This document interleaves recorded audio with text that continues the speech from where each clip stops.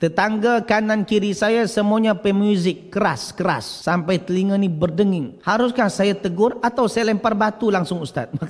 Kalau kita ada jiran yang memang bising, kita nak tegur. Macam mana nak tegur? Kalau kita tahu dia ni susah nak tegur, kita cakap dengan Pak RT, dengan ketua kampung. Kepada yang ketua-ketua yang bertanggungjawab di sanalah. Kalau seandainya dia pun juga ketua RT, ketua kampung, peminat muzik juga. Nak tegur macam mana? Jangan pula ambil batu, baling, jangan. Maka solusinya, jemaah buka murotal kuat-kuat, lepas tu hadapkan ke muka rumah dia. Maksudnya arahkan ke muka dia. Biar dia rasakan bising juga. Ustaz, tak berdosa ke? Tak. Allah SWT sebut dalam Al-Quran, wa in aqabtum fa'aqibu bimithli ma uqibtum bih. Jika kamu diiqab, jika kamu disakiti, maka kamu boleh balas semisal dengan apa yang orang buat. Dan ini sebagai teguran. Kalau kita baling batu, ini bergaduhan. Tambah lagi kalau bawa ke polis, habis cerita dah. Tapi kalau kita bunyi murotal sekuat-kuatnya, kalau dia berhenti, kita berhenti. Dia mula, kita muak. Dia lama-lama dia akan rasa terganggu.